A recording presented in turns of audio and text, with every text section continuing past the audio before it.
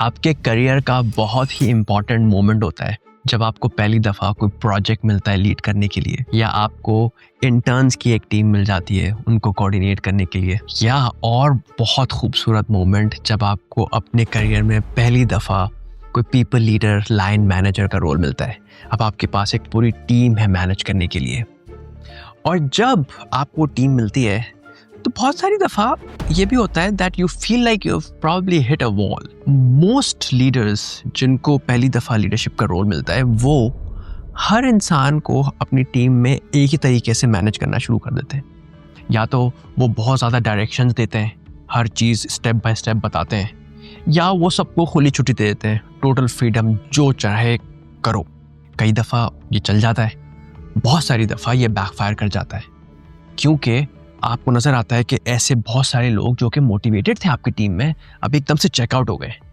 बहुत सारे ऐसे लोग जो कि आपको लगता था कि कॉम्पिटेंट हैं, उनसे कुछ डिलीवर नहीं हो रहा, वो कम्प्लीटली लॉस्ट फील कर रहे हैं, और आप खुद फ्रस्ट्रेटेड हैं ये सोच के कि यार इन लोगों को बात समझ क्यों नहीं आती। होता ये है, आपकी लीडरशिप की इंटेंशन तो अच्छी होती है, आप लोगों को अच्छे तरीके से लीड करना चाहते हैं, बट आपके लीडरशिप के एक्शन जो हैं वो आपकी टीम के हर मेंबर के साथ मैच नहीं हो रहे, और ये आपका मसला है। कोई बात नहीं, इसको फिक्स करते हैं आज की वीडियो में। आज हम बात कर रहे हैं केन ब्लैंचर्ड के बनाए हुए सिचुएशनल लीडरशिप मॉडल के बारे में। केन ब्लैंचर्ड ये कहते हैं कि कोई एक बेस्ट लीडरशिप स्टाइल नहीं होता। लीडरशिप कंफ्यूजिंग होती है, मेसी होती है, उसमें ट्रायल एंड एरर्स होते हैं, ये हमें पता है। और जो इफेक्टिव लीडर्स होते हैं वो अपना लीडरशिप स्टाइल लोगों की नीड्स के हिसाब से चेंज करते हैं। तो अगर आप किसी को लीड कर रहे हैं कोई काम, कोई गोल कंप्लीट करने के लिए, तो आपको ये देखना पड़ता है कि उनकी एबिलिटी उस काम को करने की क्या है और उनकी विलिंगनेस उस काम को करने की क्या है, एंड बेस्ड ऑन दैट आप अपना लीडरशिप स्टाइल यूज करते हैं जो कि उनके लिए सबसे ज्यादा बेहतर लीडरशिप स्टाइल होगा। सिचुएशनल लीडरशिप में अपना लीडरशिप स्टाइल समझने के लिए आपको दो लीडरशिप बिहेवियर समझना बहुत जरूरी है। एक लीडरशिप बिहेवियर होता है आपका डायरेक्टिव बिहेवियर।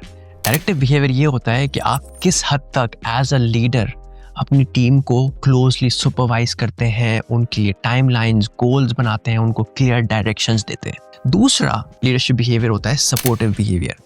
सपोर्टिव बिहेवियर ये होता है दैट एज अ लीडर आप किस हद तक अपनी टीम को टू वे कम्युनिकेशन में इंगेज करते हैं, कितनी उनकी बात सुनते हैं, कितना उनके साथ क्लोजली कोलैबोरेट करते हैं, कितना उनको इन्वॉल्व करते हैं गोल सेटिंग्स के लिए, टाइमलाइंस के लिए और उनकी अपने डिलीवरेबल्स के लिए। और आपका लीडरशिप स्टाइल इन दोनों बिहेवियर्स का मिक्स होता है। कहीं पे आप बहुत ज़्यादा डायरेक्टिव होते हैं, कहीं पे आप बहुत ज़्यादा सपोर्टिव होते हैं, और कोई ऐसी सिचुएशन होती है जहाँ पे आपको लगता है कि आपको कहीं बीच में डायरेक्टिव और सपोर्टिव का मिक्स करने की ज़रूरत है, एंड बेस्ड ऑन दैट आपका लीडरशिप स्टाइल उस सामने वाले शख्स के साथ ऑन दैट स्पेसिफिक टास्क सामने आता है। अपना लीडरशिप स्टाइल चूज करने के लिए ये जानना बड़ा ज़रूरी है कि आपकी टीम मेंबर जिसको आप लीड करना चाहते हैं उसको ज़रूरत किस चीज़ की है। सिचुएशन लीडरशिप में इसको कहते हैं रेडीनेस असेसमेंट। तो आप अपनी टीम के हर मेंबर के लिए जब भी उनको कोई नया काम देना है एक रेडीनेस असेसमेंट करते हैं। सिचुएशन लीडरशिप में वो रेडीनेस असेसमेंट दो चीज़ों के ऊपर होती है, एक उनकी एबिलिटी इस काम को करने की, एंड टू उनकी विलिंगनेस इस काम को करने के लिए। जब भी आप रेडीनेस असेसमेंट कर रहे हो इस बात का खास ख्याल रखें कि आप उनकी एबिलिटी और विलिंगनेस सिर्फ इस काम के लिए देख रहे हैं, आप उनको एज अ पर्सन जज नहीं कर रहे। ये एक बहुत इंपॉर्टेंट पॉइंट है। जब आप रेडीनेस असेसमेंट करते हैं तो आपको 4 किस्म के रेडीनेस लेवल्स मिलते हैं। R1 ये वो लोग हैं जिनकी एबिलिटी कम है इस काम को करने के लिए बट इनकी विलिंगनेस बहुत ज़्यादा है। R2 ये वो लोग हैं जिन्होंने अब शायद थोड़ी सी एबिलिटी इंप्रूव कर ली है इस काम को करने के लिए, बट ओवर द टाइम आप देख रहे हैं कि इनकी विलिंगनेस ड्रॉप हो रही है, सो they have low willingness. R3 आपको लोग नजर आते हैं जिनकी एबिलिटी बहुत अच्छी है इस काम को करने के लिए, बट ओवर द टाइम इनकी जो विलिंगनेस है वो फ्लक्चुएट करती रही है, तो ये काम बहुत अच्छा कर सकते हैं बट शायद कॉन्फिडेंस लेवल उतना ज़्यादा अच्छा नहीं है। एंड देन R4 ये वो लोग हैं जिनकी एबिलिटी इस काम को करने की बहुत अच्छी है, एंड ओवर द टाइम आपने ये भी देखा है कि इनकी विलिंगनेस भी बहुत अच्छी है, ये मोटिवेटेड है, ये कॉन्फिडेंस है इस काम को करने के लिए। जब आपको अपनी टीम मेंबर का रेडीनेस लेवल पता चल जाता है तो आप उसके हिसाब से अपना लीडरशिप स्टाइल अडैप्ट कर सकते हैं जो कि उनके काम आए। अगर किसी का रेडीनेस लेवल R1 है which is low ability high willingness, तो आप अपना S1 लीडरशिप स्टाइल यूज़ करते हैं which is telling, high directive, low supportive. Telling leadership style में आप बहुत क्लियर इंस्ट्रक्शंस देते हैं अपनी टीम को, आप उनको बताते हैं क्या करना है, कैसे करना है, और आप क्लोजली उनको सुपरवाइज भी करते हैं। अगर उनका रेडीनेस लेवल R2 है which is low to some ability but you see there is low willingness, तो यहाँ पे आप अपना S2 लीडरशिप स्टाइल यूज़ करते हैं विच इज़ सेलिंग। सो अब आपने यहाँ पे उनको डायरेक्शन भी देनी है बिकॉज उनके एबिलिटी लेवल अभी भी हाई नहीं है, but at the same time आपने उनको सपोर्टिव बिहेवियर भी देना है, आपने उनको इनकरेज भी करना है, आपने उनको ये भी बताना है कि हम ये काम करना क्यों ज़रूरी है। You need to give them the why so that they are motivated and they are confident in doing this. अगर उनका रेडनेस लेवल R3 है which is high ability but low willingness, तो यहाँ पे आपने अपना S3 लीडरशिप स्टाइल यूज करना है विच इज पार्टिसिपेटिंग। यहाँ पे आप उनको डायरेक्शन नहीं दे रहे, अब आप सपोर्ट बहुत ज्यादा दे रहे हैं। You are engaging them into two way communication, you are listening to them, you are looking for ideas, you are encouraging them to tell them that they have the confidence, they have the skills that they need. वो अब आपको supportive behaviour की तरफ लीन होना पड़ेगा as your leadership style. अगर उनका readiness level R4 है which is high ability and high willingness, यहाँ पे एज अ लीडर आप S4 लीडरशिप स्टाइल यूज करते हैं विच इज डेलीगेटिंग। यहाँ पे आपने low directive and low supportive होना है। This is where you taking a back foot. आप उनको कहते हैं कि यार this is for you to run, you know best, you run it, जब मेरी ज़रूरत हो तो मुझे बता देना, आई एम ऑलवेज देयर। आप उनको ये एहसास दिला रहे हैं कि आप वहाँ पे हैं, बट आप उनके काम में बीच में नहीं आ रहे। This is where you have to remove yourself from their work and not be a hurdle. अब आपकी बारी, इसको जरा प्रैक्टिकली अप्लाई करते हैं आपकी ज़िंदगी के ऊपर।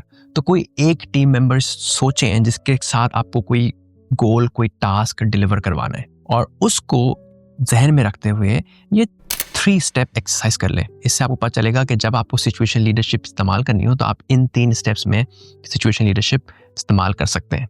तो जो भी आपने टास्क और टीम मेंबर सोचा है उनका नाम जरा लिख लें किसी कागज़ पेंसिल के ऊपर, और before you go to your default leadership style, जो कि आमतौर पे लोगों के लिए ये होता है कि यार जो उसको करना है करने दो, या फिर आप हो जाते हैं बिल्कुल स्टेप बाय स्टेप इंस्ट्रक्शन देना शुरू कर देते हैं।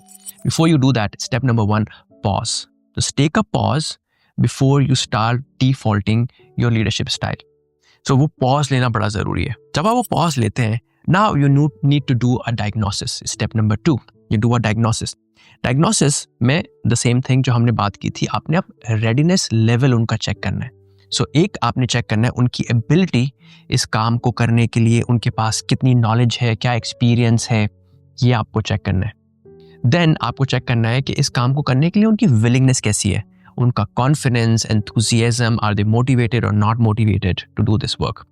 सो आपने उनको रेडीनेस लेवल ज़रा चेक करना है। रेडनेस लेवल चेक करने के बाद आपको अपने ग्राफ में ज़रा उनको उस रेडनेस लेवल के डब्बे में डाल दें और उनका नाम लिख दें वहाँ पे, ताकि आपको पता चला हो कि ये R1, R2, R3, R4 में कहाँ पे एग्जिस्ट करते हैं। जब आप उनका रेडीनेस लेवल जान चुके हों तो आप सिचुएशनल लीडरशिप के हिसाब से उस रेडीनेस लेवल में आपको कौन सा लीडरशिप स्टाइल इस्तेमाल करना चाहिए। That's step number 3। Now you are adapting your leadership style. So you take a pause, you do a diagnosis and then you adapt. So ज़रा थोड़ी देर के लिए वीडियो पॉज करना चाहें तो पॉज कर लें, और ये एक्टिविटी किसी एक टीम मेंबर के लिए, किसी एक टास्क के लिए अभी कर लें। हो सकता है आप ये सोच रहे हों कि मुझे कैसे पता चलेगा कि इस शख्स का रेडीनेस लेवल अभी क्या है। It will be based on my assumptions, मैं तो अपनी अजम्पशंस पे बना लूंगा। सो अगर आपके साथ ये सिचुएशन होती है कि आपको अपनी किसी टीम मेंबर का रेडीनेस लेवल किसी एक खास काम के लिए एग्जैक्टली नहीं पता, यहाँ पे आप उनके साथ रेडनेस असेसमेंट चैट्स कर सकते हैं। सो उनके साथ एक 1-on-1 कॉन्वर्सेशन करें जहाँ पे आप उनसे पूछें। लेट्स से आपको कोई क्लाइंट की पिच की प्रेजेंटेशन उनको देनी है, तो आप उनसे पूछ लें कि उनका पास्ट एक्सपीरियंस क्या है इस तरह की प्रेजेंटेशन करने के लिए। So you gauging their ability. उनसे ये भी पूछें कि how confident, how enthusiastic are they feeling about doing this presentation. So you are assessing their willingness. तो इस तरीके से भी आप उनकी एबिलिटी और विलिंगनेस को असेस कर सकते हैं, ताकि आपको ये पता चल जाए कि उनको किस तरह की रेडीनेस लेवल है। एट द सेम टाइम उनसे ये भी पूछें कि वो आपसे किस तरह की सपोर्ट एक्सपेक्ट करते हैं। क्या उनकी सपोर्ट बहुत डायरेक्टिव है, क्या उनकी सपोर्ट की नीड बहुत सपोर्टिव है, जहाँ पे वो आपसे इंकरेजमेंट चाहते हैं, कॉन्फिडेंस चाहते हैं, ना कि क्लियर डायरेक्शंस। यहाँ से आपको पता चलता है कि उनका रेडनेस लेवल क्या है इस काम को करने के लिए। एक लूप होल जहाँ बहुत लीडर्स गिरते हैं वो ये है कि वो अपने किसी टीम मेंबर का रेडनेस लेवल चेक करते हैं किसी एक एक्टिविटी के लिए, और फिर उन्हें उसी रेडनेस लेवल के ऊपर हर सिचुएशन में डील करना शुरू कर देते हैं। हर सिचुएशन में वही लीडरशिप स्टाइल यूज करते हैं। ये बात खास तौर पे जानने की जरूरत है कि आपके टीम मेंबर्स का अलग अलग टास्क्स के लिए अलग अलग रेडनेस लेवल हो सकता है। तो जब आप उनके साथ किसी गोल पे काम कर रहे हो, किसी टास्क पे काम कर रहे हो, किसी प्रोजेक्ट पे काम कर रहे हो, हर टास्क के लिए, हर प्रोजेक्ट के लिए, हर गोल के लिए उनका रेडनेस लेवल अलहदा करें, ताकि आपको ये पता हो कि इस सिचुएशन में इस शख्स को मुझसे क्या चाहिए, ना कि आप एक दफ़ा उनका रेडनेस लेवल चेक करके वही एक लीडरशिप स्टाइल उनके साथ हमेशा इस्तेमाल करते रहे। अब बात करते हैं आपके चैलेंज ऑफ दिस वीक के बारे में। आपका चैलेंज ये है कि आपने इस हफ्ते एक कमिटमेंट अपने साथ ये करना है कि आप जो भी आपका डिफ़ॉल्ट लीडरशिप स्टाइल आमतौर पे यूज़ करते हैं वो हर सिचुएशन में यूज़ नहीं करेंगे। हमें कमेंट्स में बता भी दें कि यूजुअली आपका डिफ़ॉल्ट स्टाइल होता क्या है, so we'd love to know. At the same time जब भी आपके पास ऐसी सिचुएशन आए जहाँ पे आपने अपना लीडरशिप स्टाइल चूज़ करना है, वहाँ पे you need to practice pause, diagnose and adapt.